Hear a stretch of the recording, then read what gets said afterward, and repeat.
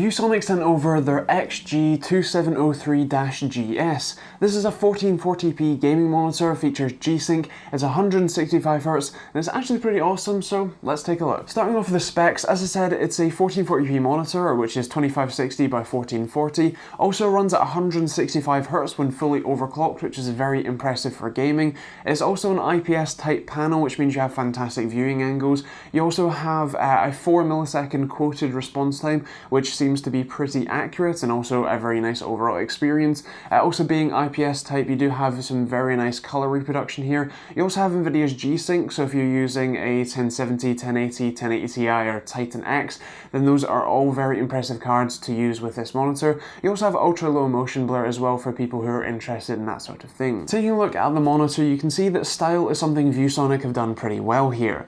I'm overall pretty impressed with the looks of it. You do have quite a lot of green accents, mostly to do with the NVIDIA G-Sync technology built into it. Obviously the green accents on the cable management hole at the bottom and on the front sort of facing side of it, a green lip at the top and down the bottom. And when you take a look at the back of the monitor, you'll also be pleasantly surprised that that's also pretty stylish too. I'm genuinely impressed with the look of the back of the monitor. Although it's something that you might not necessarily be looking at on a regular basis, it's still quite nice to know that it is pretty cool looking.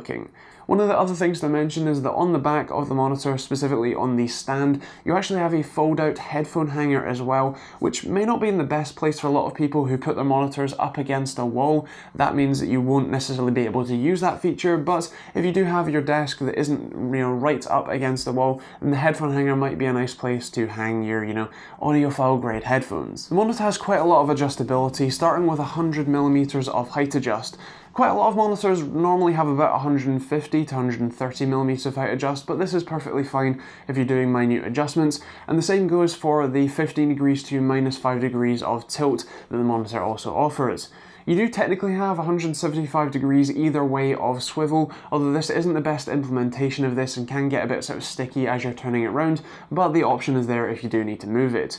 You do also have 90 degrees of rotational axes available if you want to put it in portrait mode, which is quite a nice option, especially if you have multiple of these monitors. While we have it up in portrait mode, we can take a look at the I/O. This is actually fairly limited as it's an NVIDIA G-Sync monitor, which means you're primarily going to be using that DisplayPort 1.2a connection that's on there to connect to your NVIDIA graphics card, but you do also have an HDMI port if you want to plug in consoles or any other PCs there too.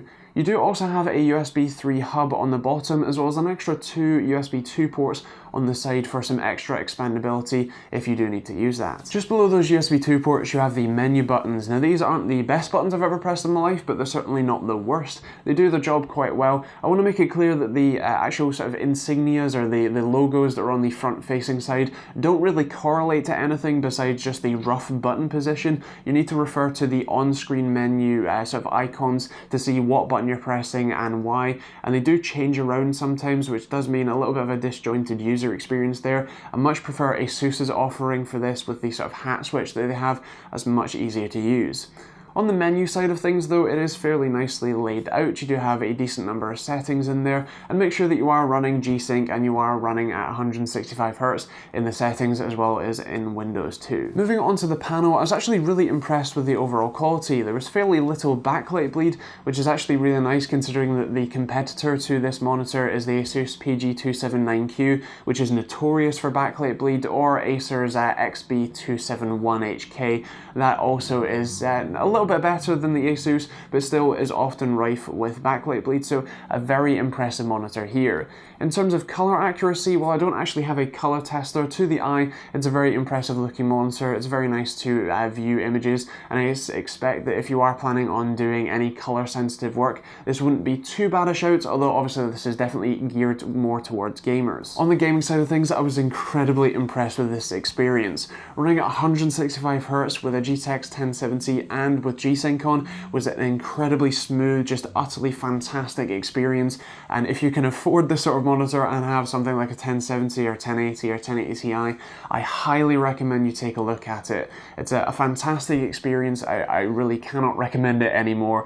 Overall, as I said, especially playing Doom, even when playing Dirt Rally, I did feel that the refresh rate being a little bit higher and overall having 1440p as opposed to 1080p was a really nice upgrade as such. much because I'm generally gaming on 144Hz at 1080p at the moment, so especially adding G-Sync as well, which is just a fantastic experience and I do highly recommend it. The main things that I would probably consider if I was going to buy this monitor is what sort of games I'm going to be playing. If you're playing games, you know, FPS games, stuff like Overwatch or CSGO or even stuff like Battlefield 1, then this is probably more for you than it is for someone who primarily plays racing games or stuff that isn't necessarily going to benefit from 165Hz. Stuff like RTS strategy games where you don't necessarily need millisecond precision. But for me, if you want a really impressive, really smooth experience, then I do highly recommend it. I think the other thing to mention is that this is quite an expensive monitor. You're looking at over £700 in the UK, and I suspect over $700 in the US as well. So while it does sit fairly close to, if not basically the same price as ASUS and Acer's offerings, it still does have that fairly high price tag that you would need to consider. Another thing to mention is obviously the GPU horsepower required to run at 165Hz or 165 FPS at 1440p is going to be fairly high, so you will need something like a 1070 or 1080 or 1080 Ti if you really want to run one of these. So moving on to scoring, I have to give this, I think, a 3.5 for money. In terms of performance, I was really blown away by how impressive this is, so I'm going to give it a 5 here. In terms of functionality, I'm going to go with a 4 because it's missing a lot of display inputs that could really be useful if you are planning on doing anything other than just connecting it to an NVIDIA based gaming PC. But in terms of styling, I'm going to go with, I think, a 4 as well.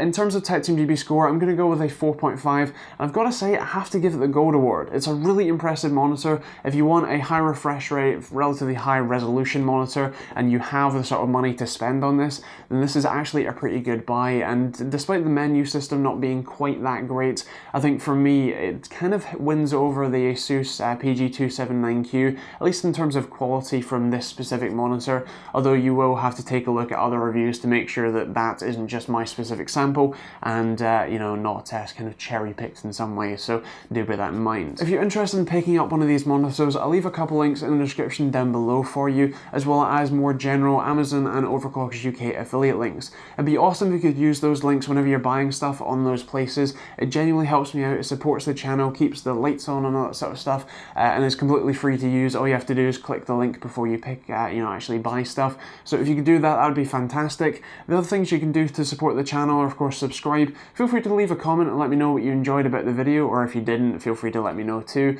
and what you think about the monitor. Otherwise, the best thing you can do is actually share the video. If you enjoyed it, please do that wherever you can, whether that's on Reddit or tech forums, Facebook, Twitter, wherever you fancy, please do share it where you can. And otherwise, that's pretty much it. If you enjoyed the video, feel free to check out some of the other ones I'm going to leave over here for you, and the subscribe button over on this side if you haven't already clicked it. If you have, feel free to let me know in the comments down below as well. And otherwise, yeah, thank you for watching, hope you enjoyed it, and we'll see you all in the next video.